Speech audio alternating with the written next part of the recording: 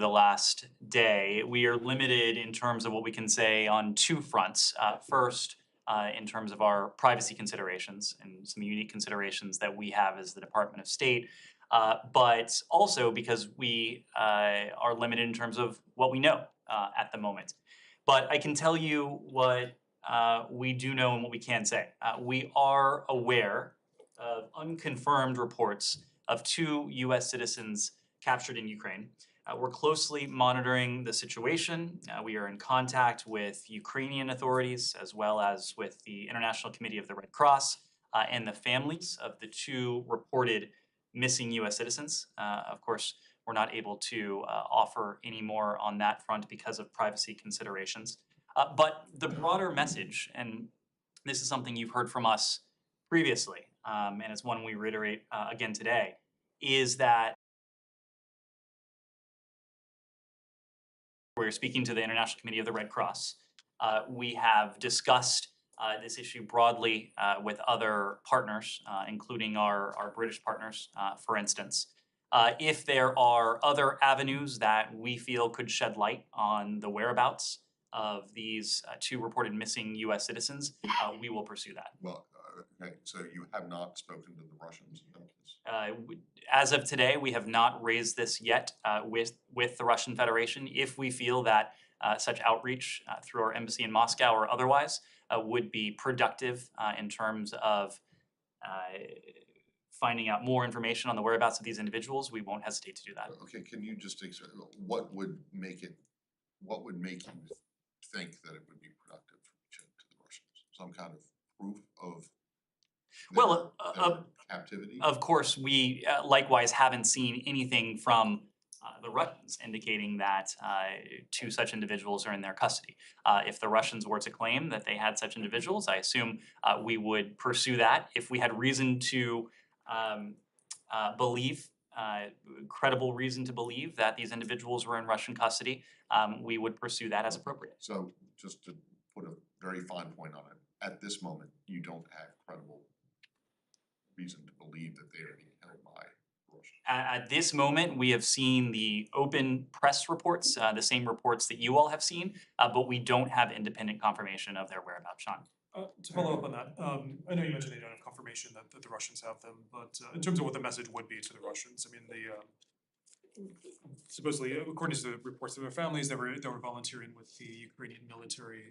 What would be the expectations of treatment by the Russians? The Geneva Conventions, would that come into play? Well, the Russians have certain obligations, and members of the Ukrainian armed forces, including volunteers who may be third country nationals incorporated into the armed forces, should be treated as prisoners of war under the Geneva Conventions and afforded the treatment and protections commensurate with that status, including humane treatment and fundamental process and fair trial guarantees.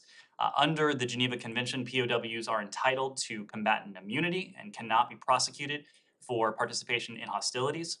Russia's obligations here are very clear.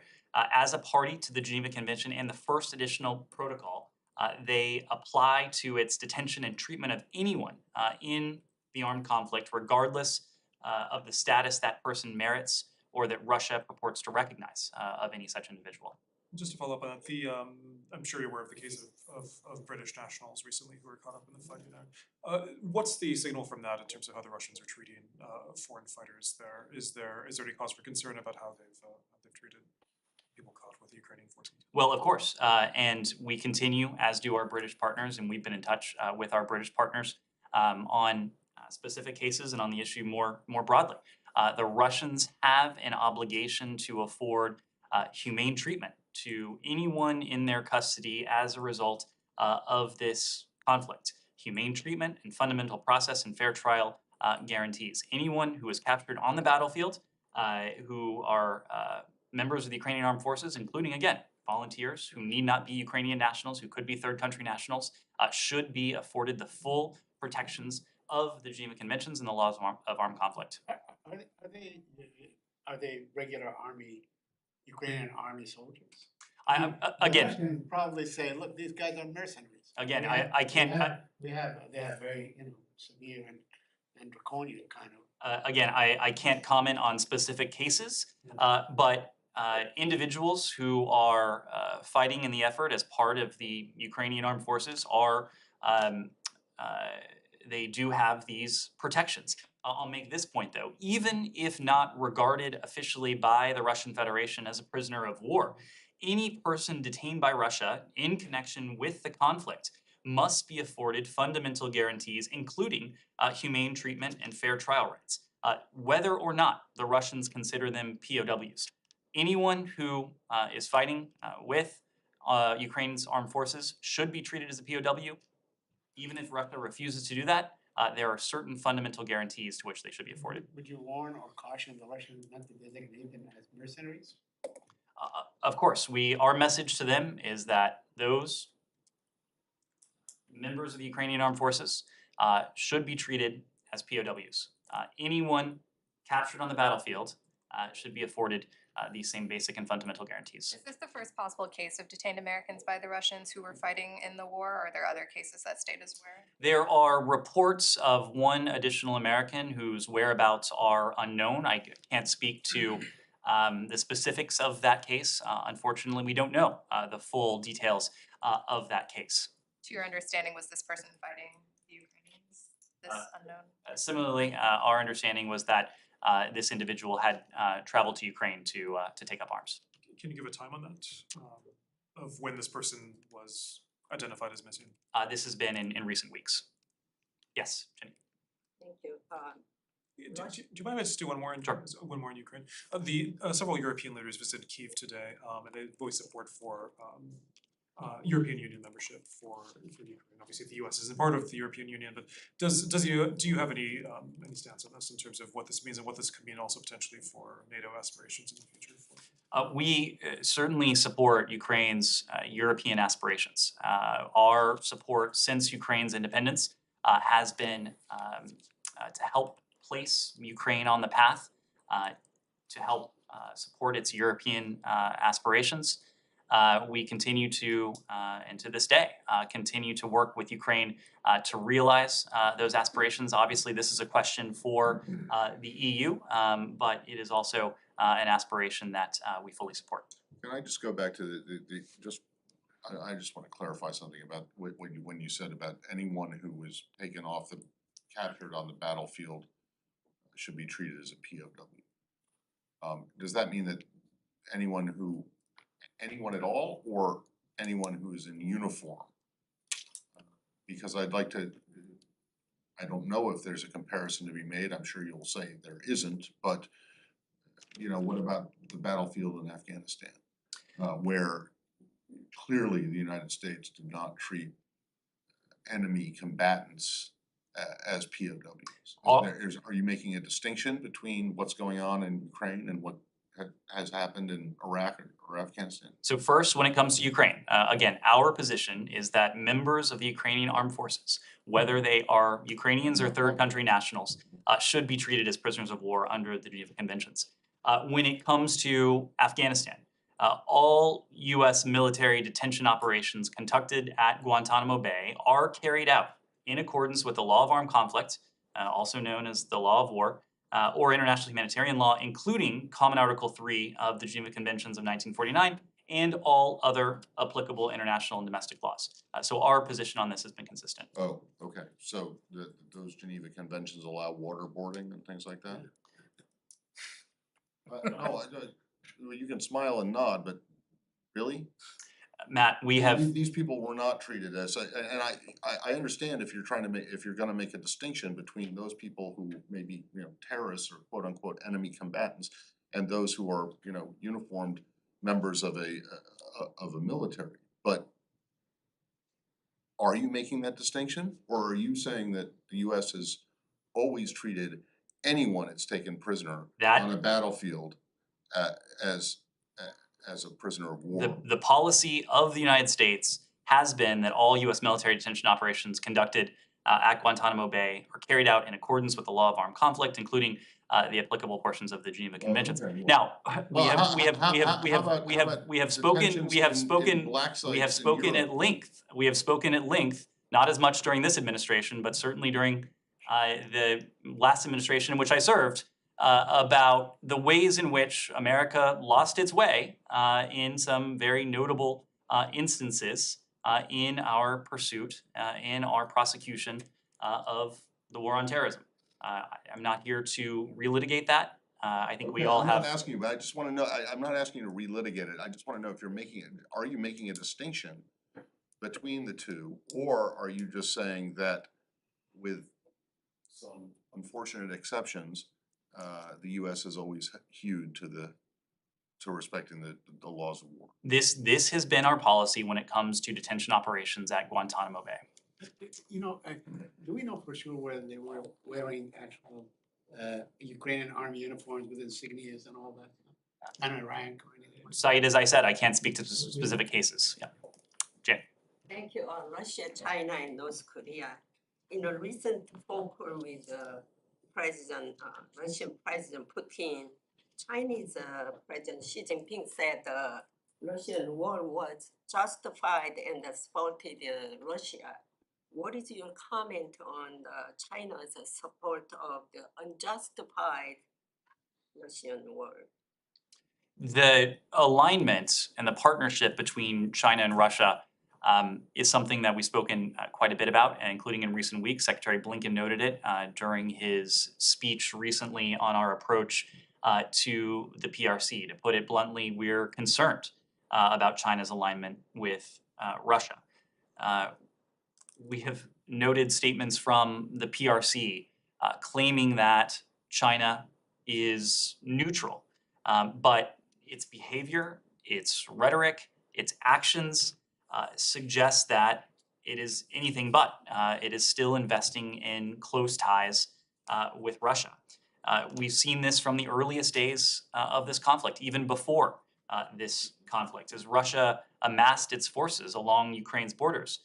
President Xi, on February 4th, about 3 weeks before the invasion began, when it was quite clear what was likely to happen, chose to announce what the PRC and Russia called a quote-unquote no-limits partnership.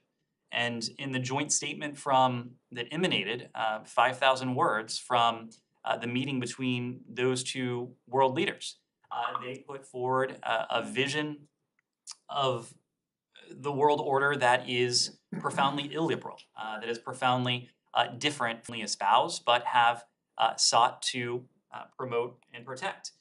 The vision that they put forward is a world in which might makes right, a world in which, contrary to decades of PRC statements regarding the inviolability of state sovereignty, where big states can bully small states, where countries are not able to exercise the discretion to choose their own partnerships, to adopt their own foreign policy, where in many ways coercion is the name of the game.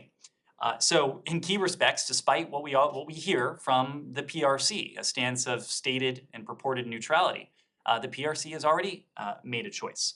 And more than 3 months now into Russia's invasion of Ukraine, China, despite the atrocities that have been committed, despite the violence, despite the loss of life, despite the global implications, including when it comes to food insecurity, not only in the region, but well beyond, China is still choosing to stand by Russia. It is still echoing Russian propaganda. Very disturbingly, it is echoing and propagating what are very clearly very dangerous Russian lies on many fronts. The PRC and Russia, of course, continue to shirk their obligations as members of the Permanent Five. The fact that the PRC is in many ways still denying the atrocities that have taken place inside Ukraine, the atrocities that we've seen with our own eyes, thanks to the reporting from many of your organizations, I think speaks to the partnership and the choice that the PRC has made. We've seen, of course, the recent phone call between the two leaders. Again, this position of stated neutrality on the part of the PRC, is nothing more than a hollow statement. If the PRC actually believed in the principles that it has espoused over the course of many years, including in the UN Security Council over the course of many years, the approach that we would be seeing from the PRC would be markedly different from the approach that we're seeing now. Do you think China will be willing to support military aid to Russia? Any movement? Or, Supporting humanitarian aid to Russia or to Ukraine? I mean, Russia, not Russia. Ukraine. I would have to defer to the PRC to speak to any humanitarian aid that they should be sending or that they are sending to Russia. We have been calling on the international community to send, of course, humanitarian aid to the people of Ukraine. And just yesterday, you heard from us of an additional $250 million in humanitarian assistance that we are providing for the people of Ukraine. All told, this is about $1 billion in humanitarian assistance that we provided to the people of Ukraine since the start of this conflict on February 24th. This is funding for the basic and fundamental needs of the Ukrainian people: clean water, sanitation, housing, food, nutrition, the basic essentials of daily life that in many ways have been imperiled by what Russia's forces are doing against the country and the people of Ukraine. North Korea. Is there any response to the recent letter sent by the United States to North Korea? You heard from Secretary Blinken when he was standing next to his South Korean counterpart earlier this week that our approach is to make clear to the DPRK that we harbor no hostile intent. We seek diplomacy and dialogue in order to advance the prospects for the complete denuclearization of the Korean Peninsula. You also heard him say we had not heard a response from the DPRK. That was just a few days ago. There's been no change to that. Thank you. Now, just going back to what you said about the Chinese policy and the idea this might makes right, and that the Chinese seem to be going into this, following this idea that big states can dominate small states. So, you know, there are a lot of historians which would say that the United States itself has had that same policy particularly towards countries in Latin America. But since we're talking about Taiwan in this instance, let's talk about small islands that are off the coast of each country. How exactly would you describe U.S. policy towards Cuba? Is that not the case of the same thing of what you're accusing the Chinese of doing with Taiwan? And if not, why not?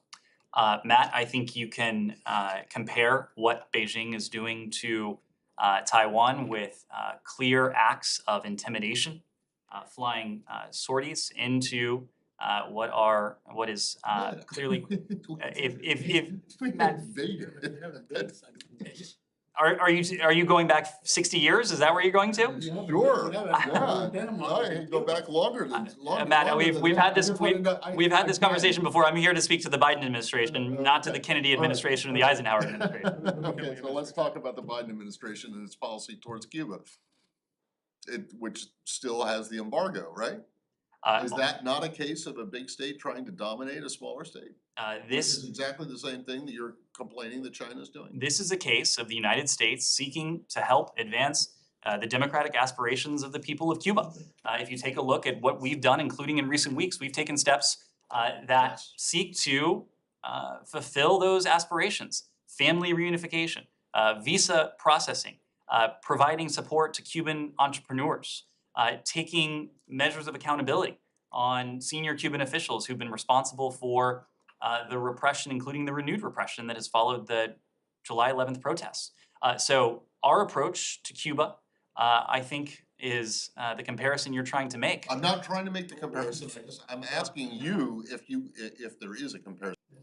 On the Palestinian issue, the Israeli police won't release findings of internal probe into conduct at the Abbaqi funeral. Apparently they have the finding, and they found that the police probably conducted themselves wrongly, but they will not release it. And in fact, it seems that hard to say that they have decided not to press any charges against anyone before even the investigation. Do you have any comment on this? Well, I'm not aware that we've seen any sort of formal statement regarding the outcome of any investigation, but let me just say this. The footage from the funeral procession, and we said this shortly after the funeral procession, showed disturbing intrusions into what should have been a peaceful procession. We urged respect for the funeral procession, for the mourners, for the family at the time. We made the point at the time that every family deserves to be in a position to lay their loved ones to rest in a manner that is dignified, in a manner that is unimpeded, in a manner that is peaceful. And we've seen media reports that you allude to about the reported conclusion of the Israeli police investigation. We are seeking further information about the investigation and its outcomes if it has in fact been completed. We continue to believe that accountability is an important component of these disturbing events. Let me ask one more question on the Palestinian issue. Do you mind if I, sorry, do you mind if I follow up on that? just Please, briefly? yes, please, by all The, means. when you say you're seeking further information, do you want the Israelis to release it publicly, the report on the, or to the United States? We are seeking further information from our Israeli partners. So certainly to us, typically these investigations, the findings of them are released publicly, but that's of course not our call. You know, But would you like them to release it publicly? I mean, is that- We transparency and accountability go hand in hand in this case. I remember you saying that the Israelis have the wherewithal to conduct a very solid and truthful investigation. You still believe that? Still You believe that. believe that they have that wherewithal to do it? We certainly have the capabilities to do it. Have the capability. And we continue to call on the Israelis to do just that, both in the case of the funeral procession and in the underlying event. Of course, the tragic, horrific killing of Shireen Abu Akleh. Let me ask you about Gaza. You know, it's been 15 years since Gaza became under siege, basically. You know, by land, by sea, by air, all these things. And you know, there are reports that some 800,000 children in Gaza have never known anything but the blockade. Isn't it time to really lift this blockade and allow some humanitarian supplies to go in, allow Gazans to go to school, allow them to go to travel abroad and so on, allow them to go to the West Bank? Saeed, when we came into office, we made a point of revitalizing relationships that had completely atrophied or disintegrated over the prior 4 years. Two of those relationships were with the Palestinian Authority, but also with the Palestinian people. It is important to us that we are in a position to be a humanitarian leader around the world, and that includes for the Palestinian people, and that includes for the Palestinian people in Gaza. We are providing assistance to include shelter, food, relief items, healthcare, as well as mental health and psychological support for those who've experienced trauma. As we do around the world, we'll provide this assistance in the West Bank and Gaza through experienced and trusted independent partners on the ground who distribute directly to people in need. The point we've made consistently when it comes to this conflict and this dynamic is that Israelis and Palestinians alike deserve equal measures of security, of stability, of peace, of freedom, and critically of dignity. And by providing this humanitarian aid, not only is it the right thing to do, but our goal is to help foster the conditions so that we can move towards the prospect of a two-state solution. And of course, no one believes that the time is right now for such substantial movement. No one is confident that now is the right time, that we are going to see progress in the next day or the next couple weeks. But our goal, our charge has been to try to create those conditions. And part of that has been through the significant humanitarian support that we provided, including in Gaza. We announced over the course of the last year hundreds of millions of dollars in support, including through UNRWA, a funding source that we've been able to revitalize, and a funding source that is a critical source of subsistence, of survival for many in Gaza. Well, I'm certain that Palestinians are grateful to the restoration of aid to UNRWA, because it's really UNRWA has kept the Palestinians educated and, with healthcare available to them and so on. But deserving something, because you said the Palestinians and the Israelis deserve to be, to have the same opportunities and so on. Deserving something and getting it are two different things. I'm not letting anyone off the hook. Your allies, Egypt, Israel, and even the PA, the Palestinian Authority, have taken part in imposing this blockade on Gaza. I'm asking you, hasn't the time come to lift this blockade? The time has come to do all we can to support the people, the Palestinian people in Gaza. That's what we are doing, including through our humanitarian assistance. Yes. On this, Thank you. please, did the administration ask Israel not to take any steps regarding settlements before the president's trip to Israel and the West Bank? Michelle, you have been in this room long enough to know that we have consistently delivered a message both in public and in private that encourages both sides, Israelis and Palestinians, to avoid steps that only serve to exacerbate tensions and potentially move us even further away from the prospect of a two-state solution. So that has been a message that we have conveyed nearly since day one of this administration. Although, isn't it also true that that message has been universally ignored Matt, I would not. by both sides? Obviously, we have worked closely with both sides to de-escalate tensions. We've done that, including in recent months. We spoke of a period of heightened tensions as the three major religions celebrated their holy days nearly simultaneously. It was during that period. It has been in the week since that we've continued to work very closely. The secretary has had a number of calls with the foreign minister Lapid. He's had a number of calls with President Abbas. As you know, Barbara Leaf was just in Ramallah meeting with President Abbas. Barbara Leaf was just in Israel with our Israeli counterparts as well. So we continue to send that very clear message. Yes, Yes. please.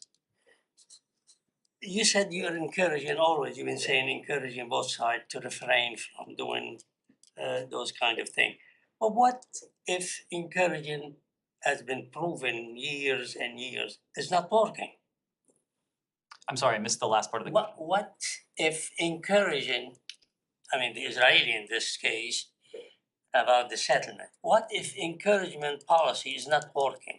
If there is any alternative? We continue to believe that a two-state solution is in the best interests of Israel and the Palestinian people. Again, only through a two-state solution can Israel's identity as a Jewish and democratic state be guaranteed, living next to a sovereign, independent state for the Palestinians. That continues to be our long-term goal. Of course, as I said before, it is a long-term goal because the conditions are not right for it at the moment. To your point, we are doing what we can in the moment to de-escalate tensions and to support those underlying conditions, including through our humanitarian assistance to the Palestinian people, so that we can one day, and hopefully one day before too long, get to a point where the time is right to engage in direct talks, to move much more directly towards that two-state solution. Yes. Thank you, Ned. I have three questions on my favorite topic, Iran. So yesterday there was a hearing, classified hearing in Congress where Rob Malley attended and Brett McCart. Senators were, when they came out after the hearing, they were pessimistic. And Marco Rubio said that it's inevitable that Iran will have a nuclear bomb. Do you share this pessimism? And can you just update us on anything regarding potential talks or lack of them on the nuclear issue? That's number one.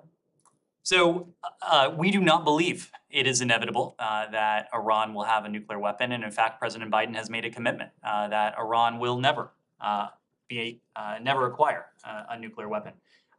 Senator Cardin, coming out of the briefing yesterday, he called it one of the more informative and significant classified briefings that he had experience. He said, as to the different options that are available, it was very informative.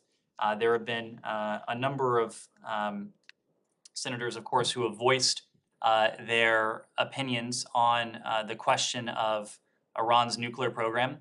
The fact is that it's a challenge, and it's an exceedingly difficult challenge where there are few, if any, good options. And we are where we are in large part because of decisions that were made before this administration came into office. We still believe there is the potential to conclude a mutual return to compliance with the Joint Comprehensive Plan of Action if Iran were to set aside issues that are extraneous to the JCPOA and to focus on the contours of the agreement that have been on the table for some time now.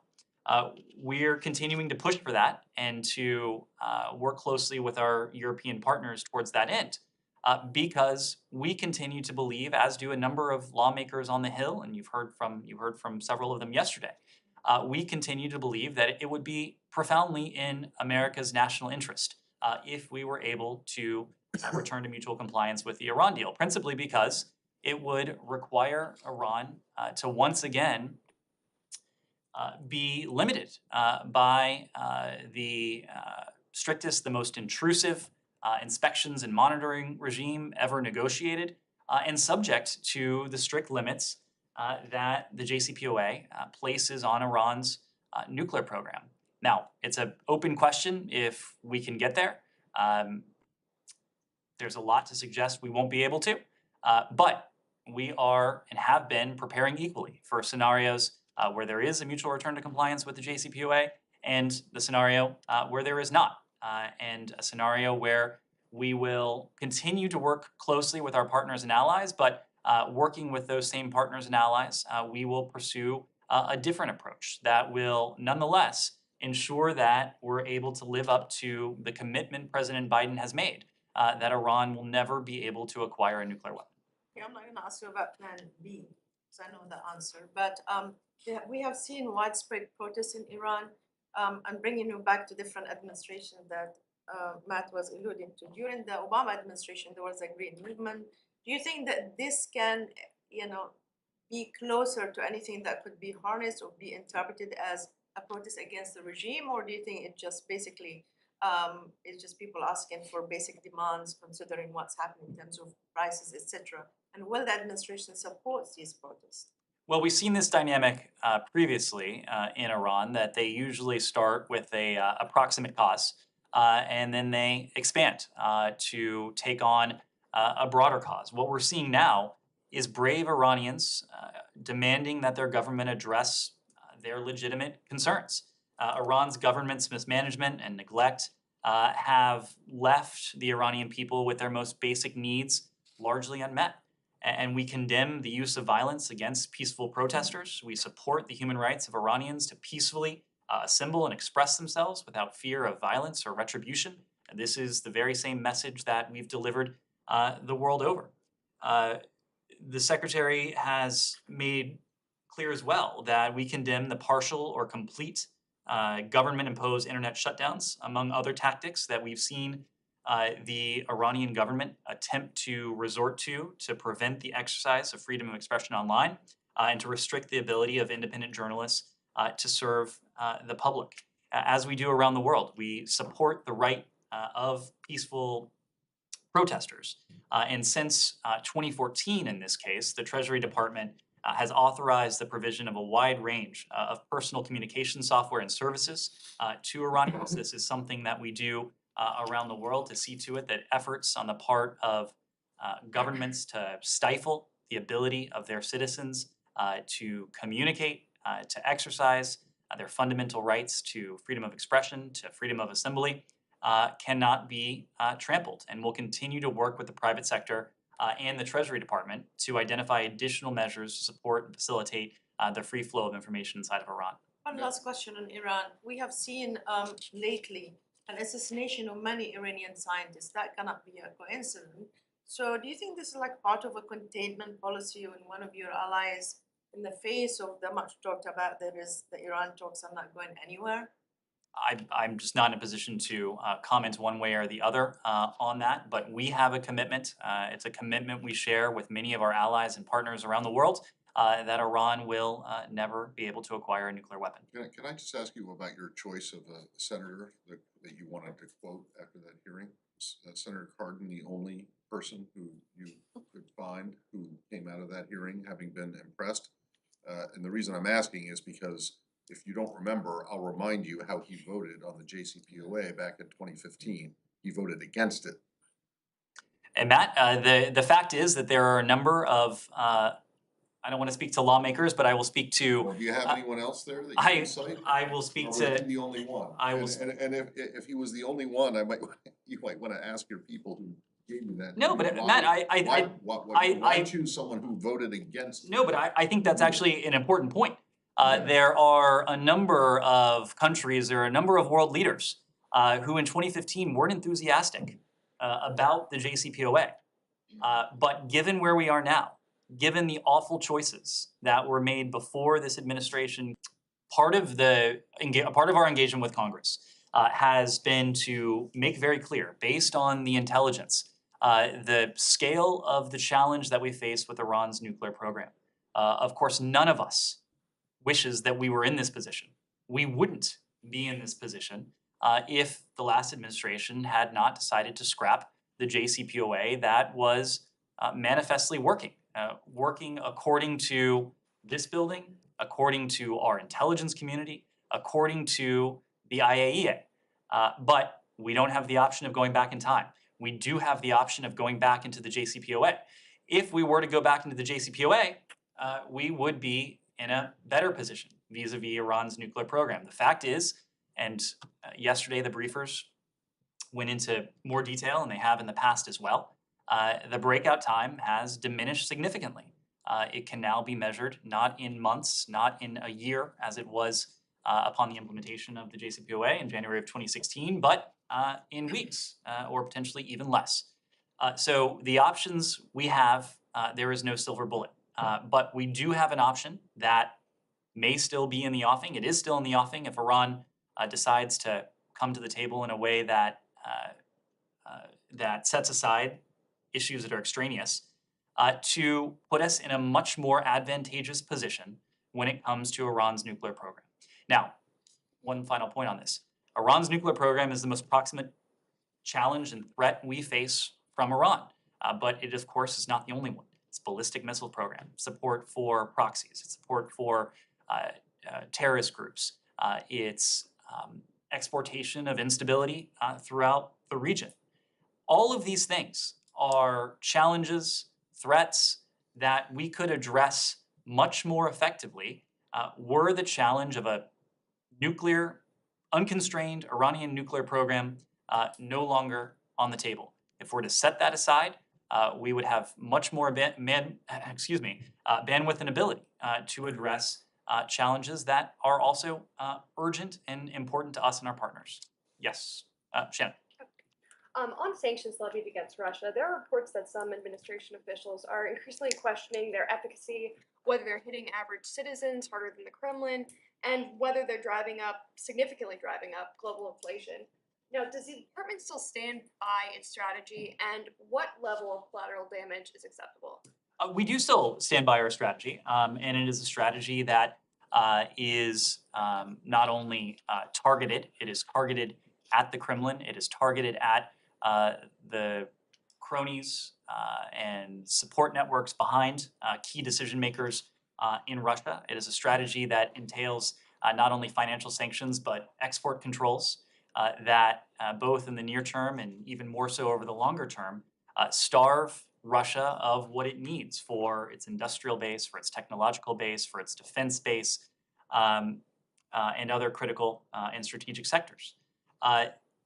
I think you can look at a number of metrics that point to the effectiveness of this strategy. I saw a report today from the Russian central bank, the Russian central banker, in which he conceded the point that Russia's economy would not be the same as it was prior to February 24th. Prior to February 24th, we repeatedly made the point, together with our partners and allies, that we would enact measures that were significant and severe if Russia were to go forward with its invasion. Russia has made the choice that it did. We in turn followed through on the commitment that we made. Now, there are important carve-outs when it comes to our sanctions as well. We've spoken of the need to maintain a steady global supply of energy. So there are applicable carve-outs there. We have spoken of the imperative of doing everything we can, contrary to what Vladimir Putin is doing, to combat this challenge, this growing challenge of food insecurity. It is President Putin whose forces are destroying grain silos, who have destroyed ships at sea carrying grain and foodstuffs, who have destroyed agricultural fields and crops, and who are now continuing to enact a blockade that is preventing Ukrainian ships laden with 20 or more tons of grain from leaving port and going to destinations around the world. That is what Vladimir Putin is doing. What we have done is to ensure that all of our sanctions have applicable carve-outs so that fertilizer and food is not subject to any of the measures that we have put in place. We'll continue. This is an urgent challenge for us to see to it that the impacts of Russia's war in Ukraine are that we do as much as we can to address them. Our goal is to make these measures, the financial sanctions, the export controls, the other applicable measures, as painful for the Kremlin, for key decision makers, while we do everything we can to dilute the costs, not only here at home, but to other countries, to other people around the world. Yes. Yes, on a follow-up on Iran, you just said you believe that it's helpful that they return to the JCPOA if Iran come back to the table. The question, what are you doing to bring Iran back to the table? We have seen that you just today imposed some sanction on Iranian petrochemical networks. What are you doing to bring Iran? And is there a deadline for that deal? Is there a deadline that if that deal is not being signed, then there is no meaning to go through? There is a deadline. The deadline is the day upon which the benefits of returning to the JCPOA are outweighed and outgained by the advancements that Iran continues to make in its nuclear program. The reason we are pursuing a mutual return to compliance with the JCPOA is because it continues to be in the national security interests of the United States and in the collective interests of our international allies and partners as well. That won't always be the case, and it won't always be the case precisely because Iran is continuing to take steps that would be otherwise prohibited under the JCPOA, spinning advanced centrifuges, stockpiling levels of uranium, stockpiling heavy water, doing everything that, were it to once again be subject to the strict limitations of the JCPOA, would be off the table. What we're doing to entice Iran, we have made very clear that we have a genuine intent to return to the JCPOA as long as Iran does so. We have worked together with our European allies and also with the original P5+1 partners, and that of course includes Russia and China, for 15 months now on these negotiations. The negotiations have in many ways culminated in the contours of an agreement that could be signed and could be implemented in short order if Iran made the decision to do so. It is up to Iran to decide if it wants to return to compliance or not.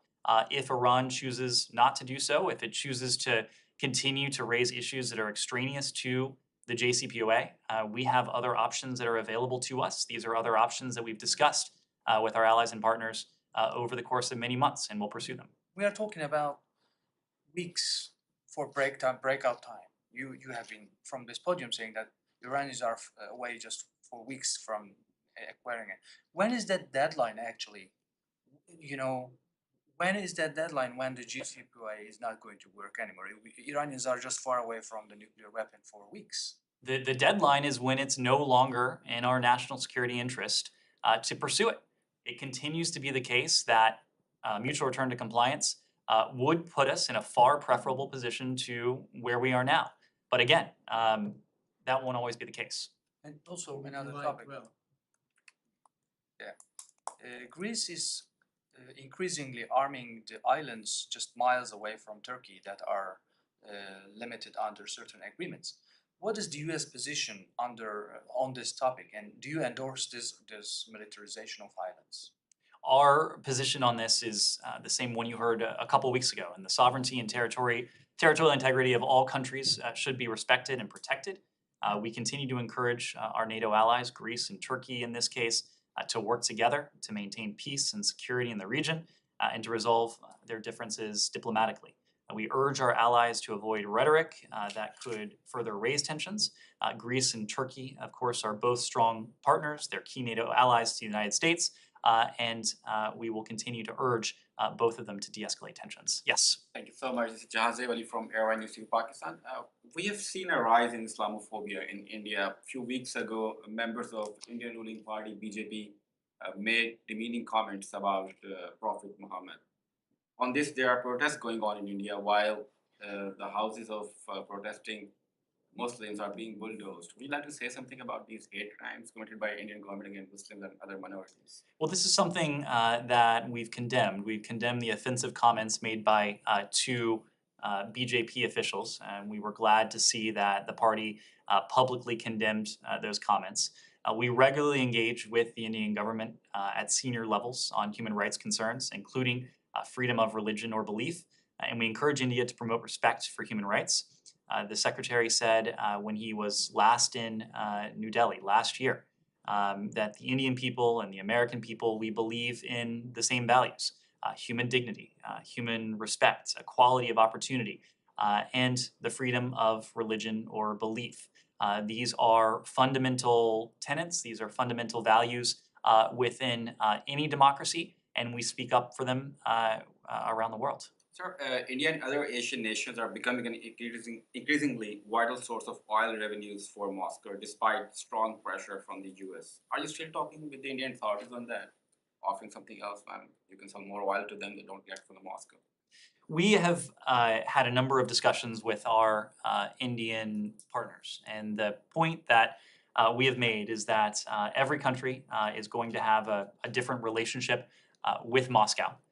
India's relationship with Russia is one that developed over the course of decades.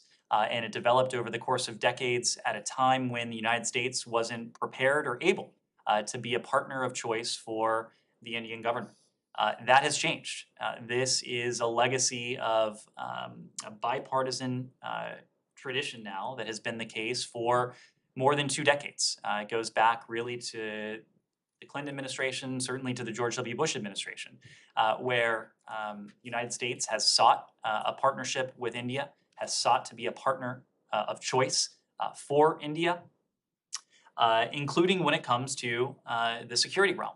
Now, this is not a partnership that we were able to build in the course of days, weeks, or months. I mentioned before that India's relationship with Russia was built up over the course of many decades as countries reorient their relationship with Moscow, as we have seen many of them do.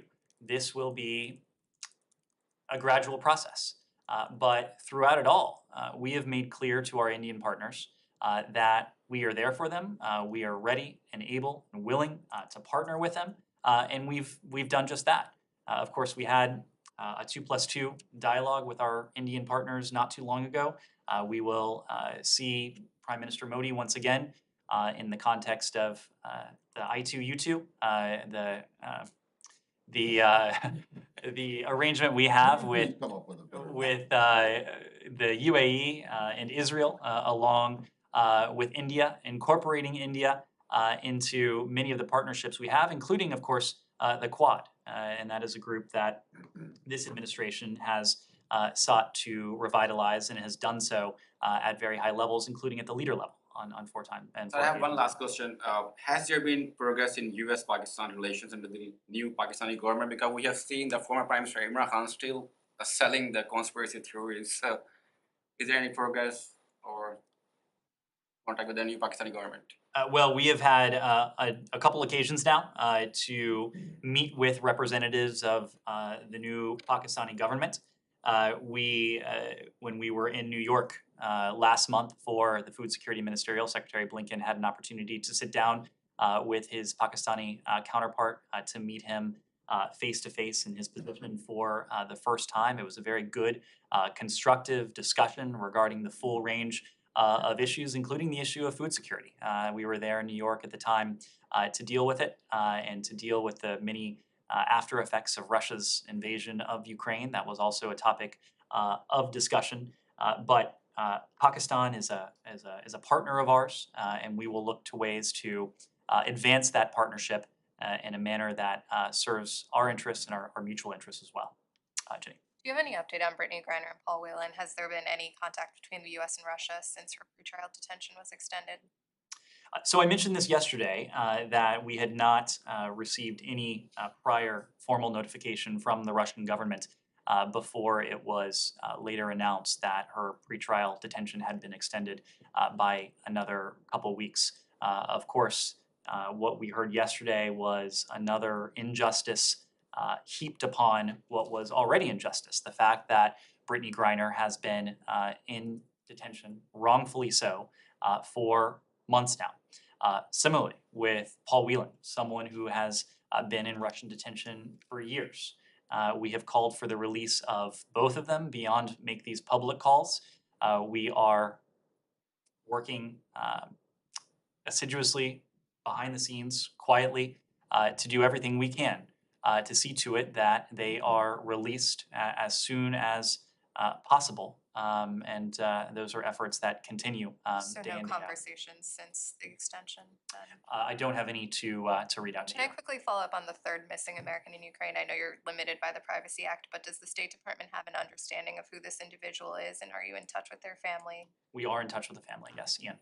Can you give a sense of whether there's any update on plans to free up the grain from Ukraine and what the assessment of the department is on the state of the talks in terms of Russian security assurances or any talks? Sure. So, as I mentioned before, this is something that we have been focused on because it is a very clear implication of Russia's aggression against Ukraine. We're working tirelessly to help the Ukrainian government assess alternative routes to increase the capacity at cross-border points and to explore the use of mobile equipment, among other tactics, as well as temporary storage solutions, to help move some of this grain out from Ukraine. In May, of course, don't want to paint a rosy picture here, but in May, these efforts, combined with the collaboration with the EU and other international partners, assisted the Ukrainian government export 1.7 million metric tons of grain. That was more grain than had been exported the month prior. Now, it is nowhere near where it needs to be in terms of Ukraine's export capabilities. And so that's why we continue to look at alternative solutions. As you know, Secretary General Guterres of the UN has been working very closely with our Turkish allies, with our Ukrainian partners, and with the Russians as well to explore potential solutions and maritime routes. The fact is that there is one individual who could have an overwhelming effect on the availability of Ukraine's grain today, tomorrow, and that's Vladimir Putin. If the blockade against the ports were to be lifted, that would free up tons of Ukrainian grain that has been sitting in ships that have been blocked in port for months now. We continue to call on the Russian government to do what it can, and it can do a lot, to alleviate this growing challenge of food insecurity. Until and unless we see a change in Russia's posture, we'll continue to work with our Ukrainian partners. We'll continue to support the efforts of our Turkish allies, of the UN Secretary General, to devise alternative solutions. Can I ask a A question? couple, I'm gonna move around, so yes, please. I wanna ask, I'm sorry, Jimmy. Okay, yes. Indo-Pacific region. White House coordinator Kurt Campbell said today, the United States, Japan, Australia, New Zealand, UK, and France will announce the new Pacific Islands Initiative next week. Could you tell us a bit more about it? I'm not in a position to speak to it, but it sounds like we'll have more details before too long. Couple final questions, yes.